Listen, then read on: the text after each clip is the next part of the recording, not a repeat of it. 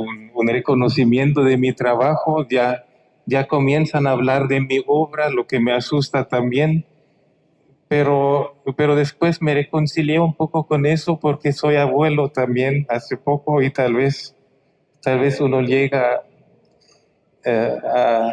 a momentos en los cuales se cambian los calificativos. Para mí siempre fue muy importante el inicio del trabajo, la motivación de mi trabajo, la recopilación de los relatos de los ancianos.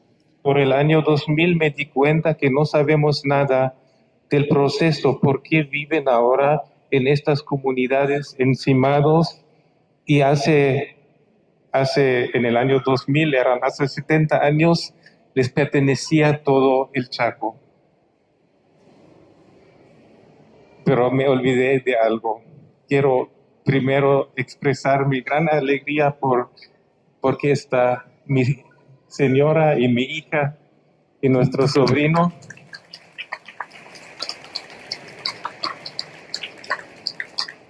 Durante 5 meses no nos pudimos ver y ahora en esta semana estamos otra vez reunidos y estamos muy alegres por eso. Y a Florencio Unro, el director pedagógico del pueblo Ensit, que hace un trabajo que considero muy importante.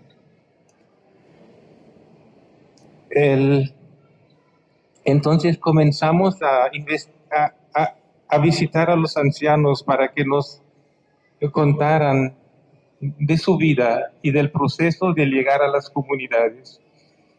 Y durante 20 años recopilamos así unos 800 horas de relatos que publicamos en centenares de ediciones de audio que están accesibles en internet y que salían por la radio Paipucú durante 20 años para dar conocimiento a los jóvenes en FIT a la historia de su pueblo, porque los jóvenes piensan que la vida en la comunidad encerrada es lo que existe luego, que hay nomás.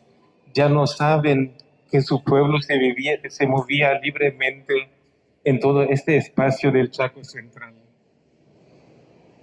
Y bueno, esto es desde mi punto de vista la base de nuestro trabajo, también el enfoque, la finalidad también de recopilar la historia. Ya no recopilamos más porque todos los testigos ya han desaparecido, pero quedamos con este tesoro grabado que estamos publicando constantemente a través de ediciones de audio y de audiovisuales que están en la Biblioteca de la Memoria Hablada, accesibles en YouTube, así que hoy día todos pueden verlo en su celular muy fácilmente. Y me resta, bueno, terminar con este trabajo de edición y de edición de textos. Y es una cuestión frágil, ¿no? Siempre decía que el resto de mi vida voy a dedicarme a esto y me va a alcanzar el tiempo para hacerlo, pero ocurre algo y de repente no sabemos más si nos va a alcanzar el tiempo. Bueno, en este punto estoy ahora y espero que pueda terminar con este trabajo en el resto de mi vida, ¿no? Esta es la base de nuestro trabajo, en nuestro equipo, en nuestro instituto, Ninguanem Piscamanem Paibam Enset. Y después están como las migas que caen de la mesa, estas publicaciones que están accesibles para ustedes porque están en una lengua que pueden entender. La lengua Enset no pueden entender. Están ahí en YouTube, pero inaccesibles el contenido, en casi todo. Hay algunos con subtítulos, si quiere alguien entrar en nuestra página puede mirar eso.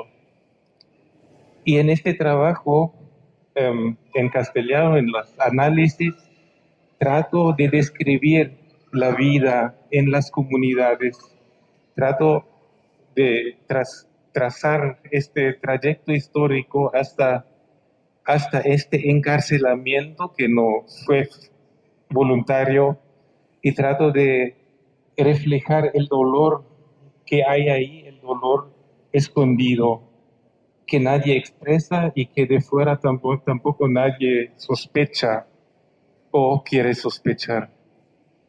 Entonces mi trabajo en ese sentido no es teórico o antropológico, sino descriptivo. Y trato de encontrar formas para hacerlo de una forma accesible para la mayoría o para mucha gente. Mi, mi, sí, me entiendo como alguien, o lo que me interesa es aportar a la vida en Paraguay y tal vez a la academia en Paraguay, pero nunca me ha interesado mucho entrar a niveles internacionales. Mis publicaciones son todas accesibles en Paraguay. Los libros hemos publicado en Servilibro y el Museo del Barro, en coedición. Eso para mí es muy importante. Como soy chaqueño, aunque todos me identifican enseguida como extranjero, tal vez por mis ojos, em, el aporte del trabajo es para Paraguay, primero para los Entetis, segundo para los chaqueños y tercero para el Paraguay. Eso para mí es muy importante. Si uno tiene mi edad y mi alcance de escritura, entonces cada vez más vienen, lógicamente también, em, viene interés desde el exterior. No Llores fue traducido al inglés en Canadá como Don't Cry, pero esos ya son pasos secundarios que no son el enfoque de nuestro trabajo. Y después hay una tercera pata tal vez, que es el trabajo con las lenguas. Trabajamos con 3 lenguas, con el Enchet, el Toba-Enenchet, el Guaná, el diccionario Guaná. Sí, la ministra lo dijo, tiene una historia desde el 1999 que estamos en relación con los Guaná y vimos morir los últimos hablantes. Ahora hay una sola señora que puede relatar relatos en Guaná. Después algunas que pueden decir algunas palabras. Y es un proceso duro de perder la lengua así. Yo he participado de muchos de estos procesos de muerte. Son procesos de muerte también entre los ancianos en SIT. Y, y eso marca ver, participar de estos procesos. Y por ahí viene el compromiso con la gente.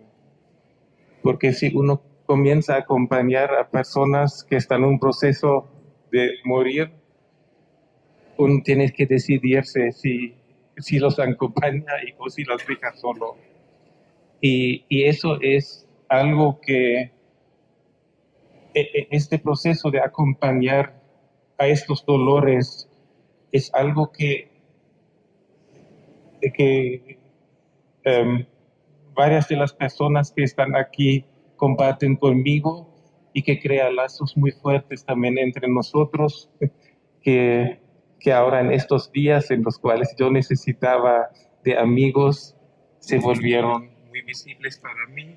Entonces, ahora mi palabra final es doble. Gracias por interesarse por nuestro trabajo, porque creo que es importante que se conozca en Paraguay la necesidad de los pueblos indígenas de que se entienda desde afuera sus dolores. Se los ve aquí en la calle y dice que no quieren trabajar, pero nadie sabe lo que han visto, lo que tienen adentro.